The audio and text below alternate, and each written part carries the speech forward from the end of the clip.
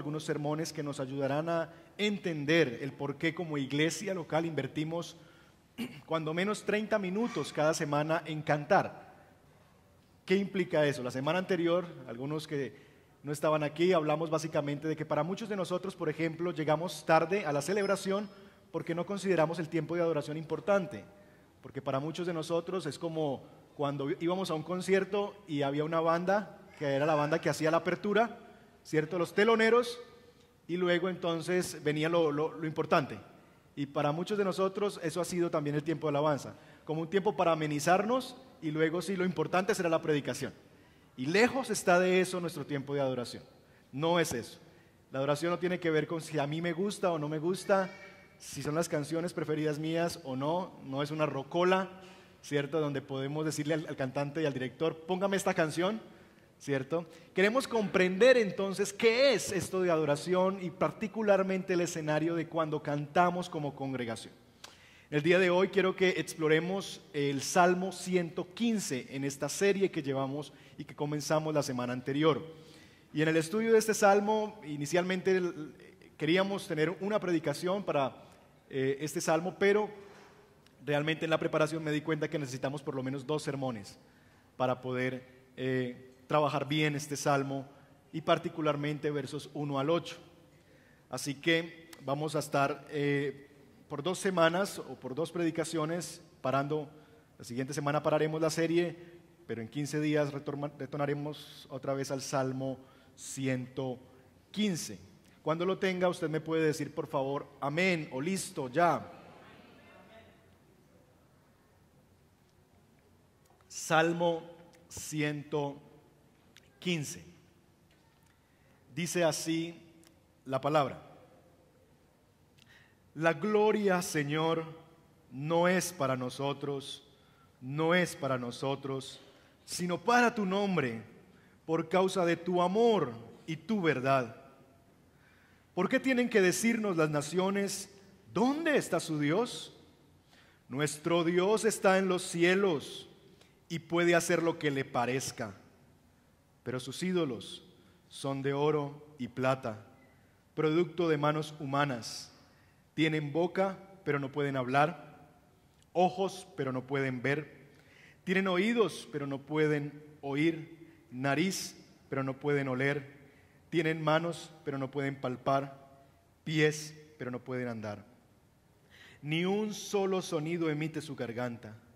Semejantes a ellos son sus hacedores y todos los que confían en ellos. ¿Por qué tienen que decirnos las naciones? Se pregunta el salmista. ¿Dónde está ahora su Dios? ¿Alguna vez te han preguntado eso? ¿Alguna vez tú como creyente que se congrega en un lugar como estos, que afirmas tu fe en Cristo, te han preguntado, oye, ¿dónde está tu Dios? Huracanes en Haití y en Cuba, inundaciones en Chocó y en gran parte del país, el ateo y el malvado que progresa y nos pregunta y se pregunta, ¿y de qué te sirve tu Dios si no puedes hacer ni tener lo que yo hago y lo que yo tengo? ¿Dónde está tu Dios? El familiar que se burla de tu fe y cuando pierdes tu empleo en un tono burlón va a tu casa y te visita y te dice, ajá, ¿y dónde está tu Dios? Al que tanto tú oras y donde vas cada domingo, ¿dónde está tu Dios? Este salmo es un salmo que está escrito en un contexto complicado, en un contexto de cautiverio en Babilonia. Ustedes recordarán que hubo un momento en la historia de la nación, del pueblo de Dios, en que el pueblo de Dios fue llevado cautivo a Babilonia. Este salmo narra ese escenario de un pueblo que está siendo llevado cautivo a Babilonia, o que ha sido llevado cautivo a Babilonia. El pueblo de Dios está en esta situación y está siendo cautivo por una nación que es una nación pagana. Sus muros, los muros de Jerusalén han sido derribados y el templo de Jerusalén ha sido destruido. llevan ya para este entonces varios años de cautiverio, años que les están viviendo como esclavos en una nación que no es la de ellos, como diríamos en buen paisa, viviendo arrimados como ciudadanos de segunda clase en Babilonia. Allí no hay templo, allí no hay ley, no hay Torá, están en la inopia, están en la inmunda, están cautivos, esclavos en una nación, desplazados por la violencia en una nación que no es su nación. Esa es la condición del pueblo de Dios. Por el contrario, el pueblo que los ha llevado cautivos, la ciudad donde ellos habitan y están viviendo, está plagada de templos por todos lados y estatuas de cuanto Dios ustedes se puedan imaginar. Está la diosa Ada o el dios Ada, que es el dios único según los babilonios. Alatu, diosa funeraria. Anu, dios del cielo. Anunitu, diosa de los nacimientos y de la fertilidad. Baba, diosa de la juventud. Ea, el dios de la sabiduría. Heshtin, diosa del vino. Manmitu, diosa que determinaba el destino de los niños al nacer. Mamón, el ídolo protector de las riquezas y las minas. Marduk, el gran señor. Babilonia estaba repleta de templos y repleta de dioses. Babilonia era para el entonces en que se escribe este salmo una ciudad y una nación próspera, era el imperio de la época. Todo el mundo quería visitar Babilonia. Todo el mundo quería ir a la gran ciudad de Babilonia. Era la dueña del mundo, el imperio reinante. Así que Babilonia sabía muy bien qué responder a esa pregunta: ¿dónde está tu Dios? Porque los babilonios entonces ante esta pregunta podrían decir: está en tal dirección, está en tal calle con tal esquina, está en el templo de, está junto al monumento tal. Ellos sabían muy bien qué responder a la pregunta: ¿dónde está tu Dios? Está en su majestuoso templo, dirían ellos. En cambio, Israel, viviendo en ese lugar, es el pueblo servil, esclavo de Babilonia, y ellos no sabían cómo responder. Y tal vez cuando el israelita esclavo llegaba a la ladrillera, atribulado, cansado por ser esclavizado y de ser tratado como tal, su capataz, su mayordomo babilonio le preguntaría: ajá, ¿y dónde está tu Dios? ¿Dónde está el Dios de Israel? ¿Dónde está ese Dios que ustedes creen? Esa es la pregunta y el contexto que domina la pregunta de nuestro pasaje. ¿Qué hacer? ¿Qué hacer, hermanos, en medio de un contexto como este? ¿Qué responder a esta pregunta en un contexto de dolor, de aflicción? ¿Qué hacer cuando parece que hay otros dioses que son más efectivos que el nuestro? ¿Qué hacer cuando el entorno da a entender que parece que hay otros dioses que funcionan mejor? Que hay otras cosas que si les adoramos nos iría mucho mejor, que son mucho más efectivos que nuestro Dios porque a ellos les va bien y a nosotros no tanto. ¿Qué responder a esta pregunta? Es lo que haremos durante los próximos minutos en esta predicación.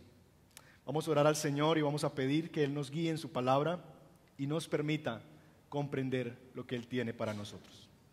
Padre, te damos infinitas gracias, Señor, por tu palabra. En medio de esa pregunta, Señor, que muchos de nosotros caminamos y hemos tenido que enfrentar o la estamos enfrentando: ¿dónde está tu Dios? Pregunta que muchas veces nosotros mismos nos hacemos: ¿dónde estás, Dios? ¿Dónde estás en esta situación? ¿Dónde estás referente a esto que te he pedido con tanto fervor, con tanta necesidad? Pedimos que tu palabra venga hoy, Señor, como espada, que venga como martillo, que venga, Señor, como agua, y que nos quebrante, nos confronte, pero también nos consuele en el escenario de poder saber, Señor, quién es nuestro Dios y lo que Él hace. Bendícenos en tu palabra, te lo pedimos, como pueblo tuyo, en el nombre de Jesús. Amén. Amén. Las primeras palabras del Salmo 115, en la versión Reina Valera particularmente, es: no a nosotros, no a nosotros, Señor, sino a tu nombre da gloria. Aquí es uno de esos momentos donde, como pastor, considero la opción de no usar NBI. Las versiones bíblicas tienen diferencias una entre otra. Y realmente la nueva versión internacional, que es la versión que usamos aquí, se distancia un poquito realmente del sentido original, del texto en el idioma original. Porque en NBI se nos expresa que la gloria, Señor, no es para nosotros, sino para tu nombre, como si fueran nosotros los que damos la gloria a Dios. Pero realmente lo que el texto está diciendo es que está pidiendo el salmista es que Dios dé gloria a su propio nombre. Y esto tiene mucho sentido y es muy importante, porque básicamente lo que vamos a ver en el pasaje es que en medio de este contexto ni siquiera el pueblo quiere darle gloria a Dios. Ni siquiera el pueblo quiere dar la gloria a Dios. Y lo único que puede pedir el salmista es: Dios, dala a ti mismo, porque nosotros en medio de esta aflicción, de este dolor, no podemos hacerlo. ¿Qué hacer? Es la pregunta que nos hacíamos al comienzo. ¿Qué hacer en medio de un contexto de bullying religioso? ¿Qué hacer en medio de un contexto donde nos preguntamos y se nos pregunta: ¿dónde está tu Dios? ¿Qué hacemos en medio de esa realidad y de esa gran pregunta? Quiero animarles a considerar 3 cosas que podemos hacer en medio de la pregunta: ¿dónde está tu Dios? Lo primero que debemos hacer, o que se nos invita a hacer, es reconocer nuestra debilidad y apoyarnos en Dios. El salmista, como les decía, no da esta gloria a Dios. El pueblo tampoco está en capacidad de dar esta gloria. El salmista no dice: Dios, a ti la gloria, no. El pueblo tampoco está en capacidad de darla por su aflicción. Y lo que hace el salmista es: Dios, tú, solo tú, da gloria a tu nombre, revela tu nombre, no por nosotros, sino por amor a tu nombre, da gloria. Es interesante que el pedido aquí que el salmista hace es que Dios se glorifique a sí mismo, y él dice: no lo hagas por nosotros y no lo hagas con nosotros, hazlo para ti mismo. Cuando vemos nosotros la palabra glorificar y que Dios se glorifica a sí mismo, pensamos inmediatamente en algunas escenas en el Antiguo Testamento. Por ejemplo, cuando Dios se manifiesta derrotando al faraón, dice el texto bíblico que allí Dios se glorificó a sí mismo. En la muerte de Nadab y Abiú por el fuego profano, Dios está allí en ese juicio glorificando su nombre. Dios entonces glorifica su nombre en sus acciones frente al pueblo y a los enemigos del pueblo de Dios. Y en medio de esas realidades que encontramos este pasaje, en medio de un pedido de Dios, glorifícate, manifiesta tus acciones en favor de tu pueblo. Lo primero entonces que se nos invita a hacer en este pasaje es el reconocimiento de que hay momentos de que nosotros no sentimos dar gloria a Dios. No queremos. Hay momentos en la vida donde realmente nosotros no podemos decir: Señor, te glorificamos, sino que lo único que queda por decir es: Señor, glorifica tu nombre, glorifica tu nombre. Yo no te puedo defender, yo no te defiendo, defiéndete tú mismo. Muestra tu gloria, muestra tu poder entre las naciones. Pero hermanos, nosotros vivimos en medio de un cristianismo tendiente al fariseísmo, y el fariseísmo nos lleva a creer que es necesario, casi que es necesario, siempre estar en modo David trayendo el arca, semana pasada, en casi desnudos o semidesnudos, danzando y glorificando a Dios por todo el templo, y felices y con cara de ponqué, y que esa es la manera casi que siempre tenemos que estar, rebosantes de gozo.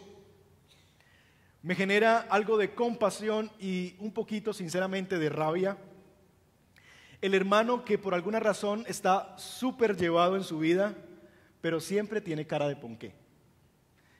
Y puede estar en la peor y él siempre te va a responder lo mismo. ¿Cómo está, hermano? Y usted sabe que está en una aflicción enorme. Bendecido y en victoria, pastor. De mejor para arriba. Pastor, mejor se daña. ¿En serio? ¿En serio? ¿Es verdad lo que me estás diciendo? Y yo en el fondo de mi alma lo que genera mi corazón es compasión. Porque esta persona por alguna razón ha creído que siempre debe vivir en Happy City. Que la vida cristiana parece que nunca hay lugar para el lamento, para el llanto, para el dolor, para las preguntas. Y es que ese cristianismo tipo Happy City le ha quitado el lugar al lamento al pueblo de Dios, al silencio, al llanto.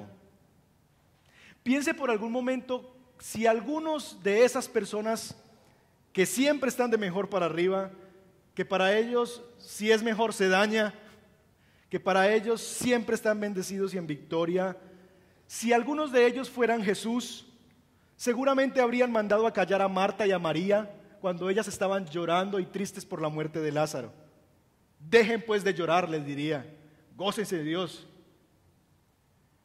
Si algunos fueran Jesús en Getsemaní, estarían reprendiendo tal vez al espíritu de angustia y de tristeza, y no diciendo como lo dijo Jesús, mi alma está angustiada hasta la muerte. Si ese es el cristianismo que hemos sido llamados a vivir, entonces ¿qué hacemos con el Salmo 79? ¿Qué hacemos con el Salmo 80? ¿Qué hacemos con el Salmo 83? ¿Qué hacemos con todo un libro en la Biblia que tiene el nombre de Lamentaciones? Pregunta de primero de primaria, ¿por qué creen que el libro se llama Lamentaciones? Muy difícil, ¿cierto? Porque hay lamentaciones en medio del pueblo de Dios, porque se vale lamentarse siendo pueblo de Dios, porque hay momentos en la vida donde tenemos que salir de esa cosa que nos han metido en ciertos lugares llamados iglesias, donde no nos permiten o no hay lugar para el quebranto del alma, para el lamento. ¿Qué hacemos con el libro de Lamentaciones? ¿Cómo hará un pastor de la prosperidad para predicar el libro de Lamentaciones? Siempre me he preguntado eso. Un pastor de esos que siempre todo está bien, siempre estamos bien, ¿cómo va a predicar Lamentaciones? ¿Cómo predicaría Jesús en Getsemaní? ¿Cómo predicaría Jesús llorando por la muerte de Lázaro? Tenemos esos testimonios en la Escritura porque se vale en nuestra adoración a Dios el lamento. El lamento es adoración. Ahora bien, usted puede preguntarse, ¿cómo así? ¿Cómo cuando yo me lamento estoy adorando? El lamento es adoración porque cuando yo me lamento lo estoy haciendo partiendo de una fe que me dice que Dios es poderoso para hacer cualquier cosa, que Dios es soberano para hacer lo que Él quiera en los cielos y en la tierra, pero que por alguna razón no lo está haciendo. Y yo me lamento, y me lamento delante de Dios. Dios, tú que eres esto, tú que puedes hacer esto, yo que te conozco en las Escrituras, Señor, responde a mi clamor. Señor, ¿por qué te has alejado de mí? Señor, ¿por qué no muestras tu misericordia? El lamento proviene de una fe y de una confianza puesta en Dios, que al conocer a Dios y ver su realidad hay algo que no logra encuadrar en esa realidad y entonces se lamenta delante de Dios. Me lamento porque creo en Dios y entiendo que Él también quita, aflige y disciplina. Esas cosas también las hace Dios. Hay momentos entonces que lo único que queda es pedir, Dios, glorifícate, glorifica tu nombre, muéstrate. Hemos suprimido de nuestra adoración congregacional ese tipo de canciones y lo lamento. Porque hemos eliminado de nuestros cancioneros, de nuestros himnarios, de las canciones que cantamos en la congregación, canciones de lamento. Aquí tenemos una que se acerca a eso y la cantamos con frecuencia y se llama Tengo un refugio en tempestad. La canción dice, tengo un refugio en tempestad, aunque aflicciones tengo, aunque en debilidad yo esté, tú eres mi sustento. Esas canciones que expresan que estamos en aflicción, que estamos en necesidad, que nos lamentamos por nuestra condición, pero que finalmente ponemos en Él nuestra confianza, que Él es nuestro refugio, que Él es nuestra roca fuerte en medio de esta aflicción. Hay lugar para el lamento en nuestros cantos y nuestro lamento, un buen lamento, glorifica a Dios. Así que lo primero que debemos hacer en medio de esa pregunta que nos hacen, ¿dónde está tu Dios?, es reconocer nuestra debilidad y reconocer que hay momentos en que lo único que podemos decir es: Dios, muestra tu poder, porque yo no estoy en condiciones de defenderte ni de responder a esa pregunta. 2, reconoce que no se trata de ti. Cuando el salmista le pide al Señor: no a nosotros, sino a tu nombre da gloria, inmediatamente dice la motivación. Hazlo, ¿por qué? Por tu misericordia y tu verdad.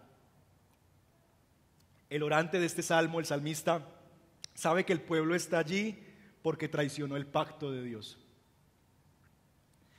por su pecado, que estar en Babilonia es parte del trato de Dios y de la disciplina de Dios. Dios les advirtió a ellos lo que pasaría si abandonaban el pacto, si traicionaban el pacto, y ellos están viviendo las consecuencias de haberse burlado de Dios y de no hacer caso a los profetas que vez tras vez Dios enviaba, advirtiendo al pueblo y llamando al pueblo al arrepentimiento. Entonces el salmista sabe eso, y entonces no empieza a pelear con Dios: Señor, somos tus hijos, merecemos esto, Señor, hazlo. No empieza a exigir, empieza a decir: Señor, hazlo por tu misericordia. Dios, glorifica tu nombre y hazlo manifestando tu bondad por un pueblo que no merece ser rescatado, por un pueblo que ha pecado contra ti y que si está en esta situación es porque el mismo pueblo se rebeló contra ti. Señor, no lo merecemos, no lo hagas por nosotros, hazlo por amor a tu misericordia y para que se haga evidente en esta nación y en todas las naciones de la tierra que tu gran amor y tu gran bondad son infinitas. Eso es lo que hace el salmista, reconocer que no se trata de él y no le está exigiendo a Dios, no le está pidiendo: hazlo porque tú tienes que hacerlo, soy tu hijo. No. Él sabe que si está en esas situaciones por causa de su pecado y su bondad, y que lo único que puede hacer ante Dios es: Señor, hazlo por tu misericordia, no lo merecemos, hazlo motivado por tu gran amor, por tu misericordia. Pero no solamente el salmista pide que Dios manifieste su gloria por su misericordia, sino también por su verdad. El Salmo Isaías 42:8 dice: yo soy el Señor, este es mi nombre, no cedo mi gloria a nadie, ni mi honor a los ídolos. Más adelante, en el capítulo 48, Isaías escribe a un pueblo en varios momentos, pero particularmente en advertencia a un pueblo que va a ser llevado a ese exilio que ya están viviendo en el Salmo 115. Y estas son palabras de advertencia de Dios. Y en este punto, en Isaías 48, Dios le dice lo siguiente al pueblo, escuchen bien: por amor a mi nombre contengo mi ira, por causa de mi alabanza me refreno para no aniquilarte, le dice Dios a Israel. Mira, te he refinado, pero no como a la plata, te he probado en el horno de la aflicción. Eso lo dice Dios. Yo lo he hecho por mí mismo. ¿Cómo puedo permitir que se me profane? No cederé mi gloria a ningún otro. ¿Saben? Esta aflicción que está viviendo el pueblo de Dios es una aflicción que viene y que Dios le ha dicho al pueblo: ¿saben por qué ustedes están en Babilonia? Porque es una muestra número 1 de misericordia. Porque lo que merecían ustedes por romper el pacto era la muerte. Pero yo les llevé a una nación extranjera y les estoy conservando un remanente, pueblo de Dios todavía allí en Babilonia. Porque lo que merecían ustedes al transgredir el pacto era que todos murieran, porque se olvidaron de mí, y esa era lo que decía el pacto. Pero los tengo allí por mi misericordia y no los he aniquilado. Pero ¿saben otra cosa? Los he llevado allí porque los estoy probando en el horno de la aflicción. ¿Y saben por qué lo he hecho? Por mí, dice Dios. Lo he hecho por mí mismo. Pues ¿cómo puedo permitir que se me profane? No cederé mi gloria a ningún otro. Dios ama algo mucho más que a ti. Sí, hay algo que Dios ama mucho más que a ti, y es su gloria, su propio nombre. Y en medio de ser profanado, en medio del pueblo, Dios dijo, no puede ser posible que las naciones se burlen y que Israel piensa que se puede burlar de Dios. Y por amor a mi nombre y a mi gloria, los envió al exilio. Y por su misericordia los guardó y en el futuro los traerá a la tierra. Pero esa es la verdad. Por mí lo hago, porque mi nombre no ha de ser profanado y mi gloria no cedo a nadie. Así que lo que encontramos en estos primeros versos es un clamor del salmista diciendo, no a nosotros, sino a tu nombre, no por nosotros, sino por tu verdad y tu misericordia, Dios, da gloria a tu nombre. ¿Por qué han de decir las naciones, dónde está su Dios? Déjenme, por favor, ilustrarles cómo se glorifica Dios a sí mismo por causa de su misericordia y su verdad. Ya vimos el ejemplo de Israel, que era por la misericordia de Dios, Dios los llevó al exilio y por su verdad los está probando allí, porque Dios no dará su gloria a ninguno. Pero déjenme mostrarles en otra historia, en una ilustración, cómo Dios hace eso, cómo Dios se glorifica a sí mismo por causa de su misericordia y de su verdad. Hay un ateo, o hubo un ateo en el siglo pasado llamado Robert Ingersoll, y creo que va a estar la imagen allí del personaje. Esta es una de sus frases, para que entiendan un poquito del tamaño de este señor. Con jabón el bautismo es algo bueno. Esto para burlarse de la práctica cristiana del bautismo. Este personaje estaba dando unas conferencias en una ciudad y en un momento paró su conferencia. Estaban sentados allí muchas personas, cientos de personas en este lugar escuchando a este ateo hablando acerca de por qué podía comprobar que Dios no existía. Y por un momento dijo, es tan sencillo como lo siguiente. Se quitó su reloj, lo puso sobre la mesa y dijo en voz alta, le voy a dar 5 minutos a Dios para que me quite la vida. Si Dios existe y si Dios es verdad, tiene 5 minutos para que me quite la vida. Que muestre si es verdad o no. Puso su reloj en la mesa, pasaron 5 minutos, no pasó nada. Y dijo el hombre, ha quedado demostrado entonces que Dios no existe. La conferencia terminó, todo el mundo aplaudió, sorprendidos de la osadía de este hombre y decir, sí, realmente Dios no existe. Y una mujer le dice a otro, realmente este hombre ha comprobado algo muy ciertamente.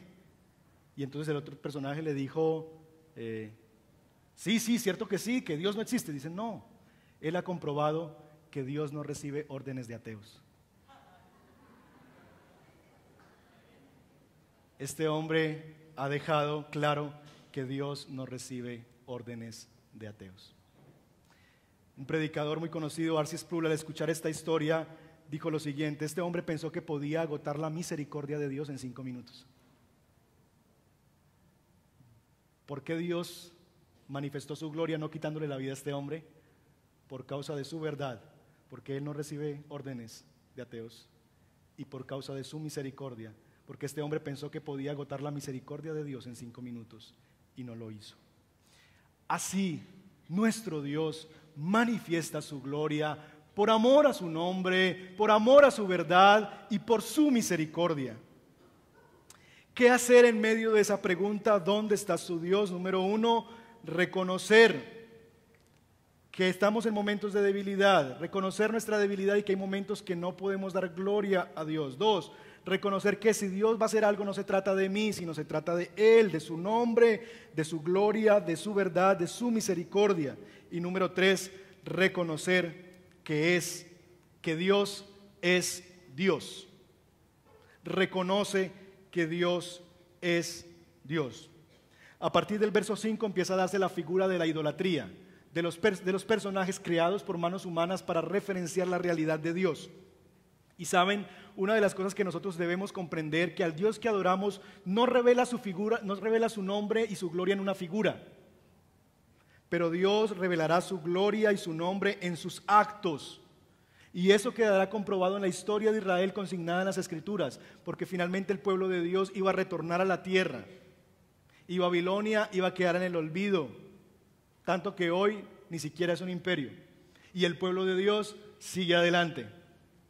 Así que Dios no se revela en una figura, sino en sus actos, y lo hará en el retorno del pueblo y del juicio sobre Babilonia. Después de este clamor del salmista, Dios revela tu nombre, da gloria a tu nombre. Él se llena de confianza y dice que ¿dónde está mi Dios? Mi Dios está en los cielos y puede hacer lo que le parezca. Lo que podía ser una pregunta o lo que fue hecho como una pregunta para avergonzar a este hombre, para hacerlo caer en vergüenza, para hacerlo retroceder y hacerse chiquitico delante de los hombres, se convierte en un trampolín para declarar la soberanía de Dios. Porque lo que hace el salmista a decir es, no te puedo dar una dirección de dónde está mi Dios, no te puedo decir carrera tal con calle tal, no porque no exista, sino porque en el cielo no hay direcciones y mi Dios está en los cielos. El mío está en el cielo, el tuyo está en la tierra, el mío tiene propósitos, planes, tiene querer y poder, el tuyo está inerte. Y es lo que va a decir más adelante, tienen manos y no tocan, tienen nariz y no huelen. Así que lo que parecía ser una pregunta de vergüenza para este hombre de Dios, para el pueblo de Dios, termina siendo el trampolín para decirle a estos personajes que se estaban burlando de Dios, ¿saben una cosa? No te puedo dar una dirección porque el mío vive en los cielos, el tuyo en la tierra, y porque el mío tiene querer y poder y el tuyo es un Dios inerte, que aunque tiene manos no puede tomar nada, aunque tiene oídos no puede escuchar nada, aunque tiene ojos no puede ver nada. Ahora, es en esos momentos donde nosotros nos preguntamos y nos preguntan, ¿dónde está Dios? Es en esos escenarios donde es muy probable que se incube en nuestro corazón la idolatría. Porque recordemos el contexto, el pueblo de Dios estaba viviendo en medio de un contexto donde ellos son los siervos, ellos son los afligidos, ellos son los que están llevados y los otros que tienen a otros dioses son los que les dominan, los que tienen los mejores puestos, los dueños de la finca. Es en medio de ese contexto donde yo me pregunto, Señor, ¿y dónde estás? Y donde como que veo que las cosas no suceden, que puede ser un espacio para incubar la idolatría en nuestro corazón. Pues empezamos en medio de la tentación creamos dioses, que nos den lo que queremos y empezamos a pensar que hay tal vez otra manera de alcanzar eso que yo he querido, que yo he anhelado. Y nos terminamos convirtiendo hacia aquello que nos pueda dar lo que adoramos. Cuando las cosas están oscuras y grises, terminamos tal vez dándonos y buscándonos y aferrándonos a aquello que tal vez sí me pueda dar lo que todavía mi Dios no me ha dado. Y es por eso tan peligroso, tan tentador en el momento de la aflicción y de esta pregunta, cuando las cosas parecen no ir bien, terminar volviéndonos idólatras. Cambiamos a Dios por el objeto de nuestra adoración y lo que hacemos es fabricarle un ídolo a eso que anhelamos. Y es eso lo que viene en adelante en los versos 4 hasta el 8. Déjenme mencionarles por lo menos 3 cosas que es la idolatría en sí misma y de por qué nosotros nos convertimos en idólatras. ¿Qué es y cómo funciona esta idolatría según lo que se nos revelan estos versos del 4 al 8 acerca de los ídolos que tiene Babilonia? En primer lugar, la idolatría es autoadoración. La idolatría es autoadoración. Desde el comienzo, desde el mismo Adán, los seres humanos nos ha parecido que el mundo podría ser mejor que lo que Dios creó. Eso es lo que Adán y Eva le están diciendo a Dios cuando toman del fruto. Dios, el mundo sería mejor si nosotros tuviéramos el conocimiento del bien y del mal. Siempre los seres humanos les ha parecido y han luchado con la tendencia de pensar que vivir de una manera diferente a la que Dios dice es lo mejor, que hay una manera mejor de vivir y es de acuerdo a mis deseos y a mis opiniones. Y eso es lo que hemos buscado. Hemos buscado nuestra propia gloria, hemos hecho las cosas para que ellas giren alrededor nuestro. Hemos convertido a Dios a un Dios hecho a nuestra imagen y semejanza. Babilonia tenía un Dios para cada cosa. ¿Recuerdan la lista que les hice? Tenía un Dios para la fertilidad, un Dios para los niños, un Dios para esto, un Dios para tal cosa, un Dios para tal cosa. ¿No les parece algo muy parecido a lo que nuestra religión tradicional ofrece? Que casi que tenemos un Dios o un santo para cada cosa, para cada profesión, para cada necesidad. Y casi que si tú necesitas, si estás enfermo, puedes ir a San yo no sé quién. Pero si tu problema es de pareja, entonces puedes ir a... Pero si tu problema es de salud, puedes ir a... Como que hemos formado un Dios para cada cosa que yo necesite. San Agustín comenta acerca de esto, mostrando la futilidad y la banalidad de esto. Dice San Agustín, estas personas que hacen esto emplean el oro o el barro o la madera que el Dios verdadero hizo para hacer un Dios falso. Emplean el oro, la madera, la cerámica, lo que fuera, del Dios verdadero, que el Dios verdadero hizo, y la hacen para construir un Dios falso. Hermanos, toda esa tendencia del corazón humano a fabricarse dioses para sí mismo viene como resultado del pecado, porque finalmente lo que estamos haciendo es haciéndonos dioses según nuestras necesidades. Pero no vayamos tan lejos y no les echemos el agua sucia a los del parque. ¿Qué tal si miramos hacia adentro y nos damos cuenta que nosotros nos hacemos también dioses para nuestra gloria y nuestra honra? Soy idólatra cuando entiendo a Dios y uso a Dios para mi gloria. Cuando digo, mi Dios está en los cielos y Él hace lo que yo quiera. Muchos cristianos viven así. No dicen como el salmista, mi Dios está en los cielos y Él hace lo que Él quiera, sino mi Dios está en los cielos y Él hace lo que yo le diga, lo que yo quiera. Soy un idólatra cuando tengo el deseo de hacer a Dios un siervo para mi gloria. Un siervo que se acomode a mis necesidades, un siervo que responda a mis asuntos y que haga lo que yo le pido. Nosotros también nos convertimos en idólatras cuando usamos a Dios para nuestros propósitos, cuando queremos que Él haga lo que nosotros queremos. Y si no lo hace, entonces tal vez es porque Él no es Dios. 2. La idolatría, mis queridos hermanos, es pragmatismo, es pragmática. ¿Por qué? ¿Recuerdan que la burla viene porque el Dios de Israel no tiene un templo? Parte de la burla de los babilonios hacia el pueblo de Dios es, ¿y dónde está su Dios? Como diciendo, vean, aquí está mi templo, ¿ven la grandeza de este templo? La cúpula que tiene, las grandes columnas, ¿y dónde está el suyo? Si su templo fue destruido, si los muros de Jerusalén cayeron, ¿dónde está su Dios? La burla viene porque el Dios de Israel no vive en un templo, no tiene estatua y además no parece funcionar, pues están cautivos.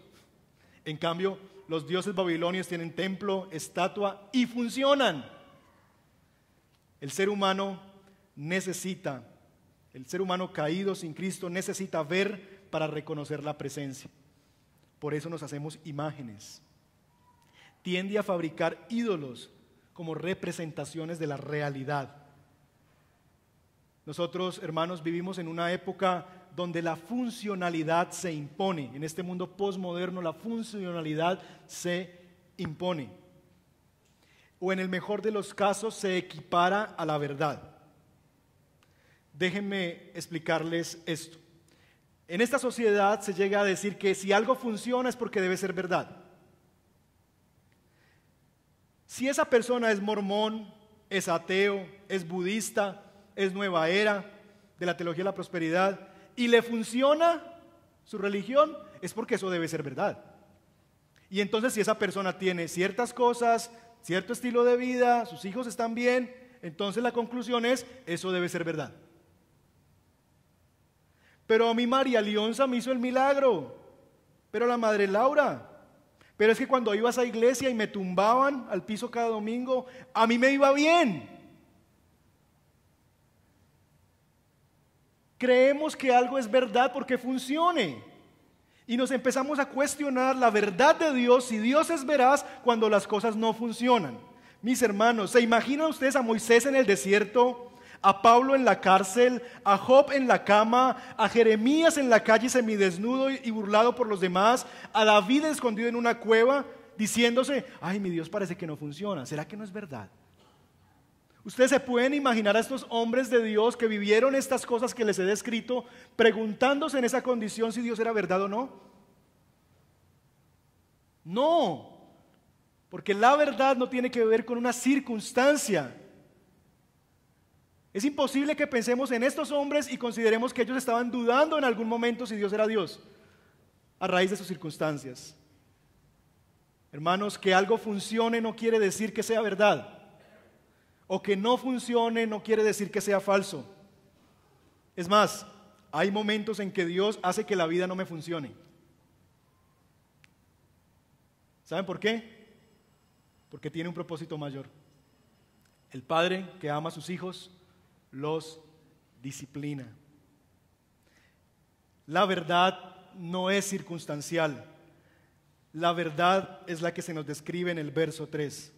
La verdad es una persona y se llama Dios. Y Él hace lo que quiere. La verdad es una persona y no eres tú ni yo. Es Dios mismo. Así que en la idolatría es esa búsqueda de la funcionalidad y del pragmatismo. Yo necesito algo que me funcione.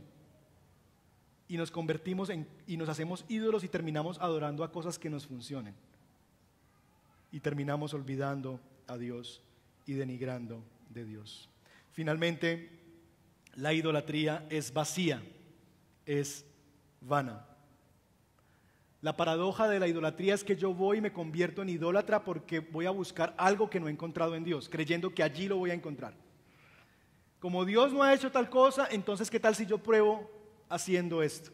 Como Dios no me ha contestado esta oración, entonces voy a probar haciendo esto y adorando esta otra cosa. Y yo me voy allá seguro de que eso sí me va a dar lo que yo necesito. Que eso sí va a satisfacer mi alma, que eso sí va a satisfacer mi corazón. Pero lo que me doy cuenta en la idolatría y la paradoja de la idolatría es que aunque estos ídolos tienen ojos, oídos, boca, nariz, manos, pies, gargantas, que aunque parecen que ellos tienen todo para darme todo, sin embargo no hablan, no ven, no escuchan, no tragan, no huelen, no tocan, no andan. Mientras que nuestro Dios, aunque no tiene una figura para manifestar su presencia, se va a manifestar a través de sus acciones y va a mostrar su misericordia y su verdad. Permítame darle algunas conclusiones esta mañana. Primero, debemos reconocer que hay momentos donde no tenemos el deseo ni la fe para glorificar a Dios. Y si tú estás esta mañana en un momento así, en que no tienes ni el deseo ni la fe, porque te falta la fe y por eso Pedro dice, Señor, auméntala. Y Pedro no se ha dado cuenta que ni siquiera tiene una chiquitica, que el problema no es del tamaño, sino que no tiene fe. Si ese es tu caso, pídele a Dios hoy que Él se glorifique a sí mismo. Dile, Dios, yo no tengo cómo, realmente me están preguntando todo el tiempo dónde está tu Dios, y yo mismo me lo estoy preguntando. Yo mismo me estoy cuestionando, ¿y dónde estás? ¿Y dónde estás? ¿Y dónde estás? ¿Y por qué? ¿Y por qué?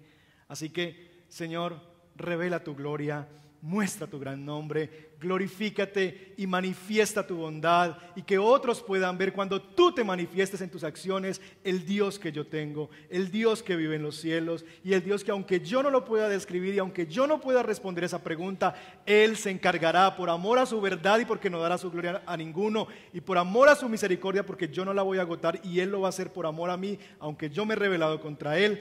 Él se va a manifestar y muestra, Señor, tu gracia, tu misericordia y tu verdad. 2, Dios no se manifiesta en una figura, pero sí en sus acciones, y Él revela su gloria a su pueblo. 3, debes reconocer que hay algo que Dios ama más que a ti, y es a su propio nombre y su propia gloria. 4, Dios se manifiesta por amor a su nombre, con misericordia y verdad. 5, los ídolos son vanos porque prometen cosas que no te pueden dar. Prometen cosas que no te pueden dar. Y sobre eso vamos a hablar más la siguiente semana. Cómo funciona la idolatría del corazón. Cómo nos hacemos ídolos en nuestro corazón. Hermanos, estamos en una serie que hemos titulado Adoramos. Y hoy debemos reconocer por lo menos 3 cosas referente a Dios cuando adoramos. Número 1, adoramos a un Dios que está en los cielos y hace lo que quiere. Cada vez que usted viene un domingo y entra por esta puerta, venga con la mentalidad que usted está adorando a un Dios que está en los cielos. Él domina sobre todo. Tú no lo puedes ver en una figura. Aquí no hay un lugar donde puedas decir, ahí está Dios, ahí habita. No, ni siquiera habita en este lugar, porque Él no habita en templos hechos por manos de hombres. Nuestro Dios está en los cielos, y que cuando usted venga y empiece a adorar a ese Dios, Él está ya recibiendo su adoración. Y además que usted pueda recordar que Él está en los cielos haciendo lo que Él quiere. Y usted levanta sus manos en señal de que eso es lo mejor. Señor, haz lo que tú quieras porque eso es el bien de mi vida. 2, adoramos a Dios cuando nos lamentamos correctamente. Adoramos a Dios cuando nos lamentamos correctamente. Cuando en tu lamento tú expresas tu dolor, tu quebranto, tu aflicción, pero te refugias en Él. Pero dices, Señor, glorifica tu nombre. Señor, yo no tengo cómo responder estas preguntas. Señor, se burlan de mí. Señor, todo parece que va para atrás, pero Señor, tengo un refugio en tempestad. Señor, puedo confiar en ti. Señor, mi alma está anclada a ti. Cuando te lamentas correctamente, adoras a tu Dios, porque estás llevando al único que puede ayudarte tu situación. Y 3, debemos reconocer que nosotros nos convertimos hacia aquello que en verdad adoramos.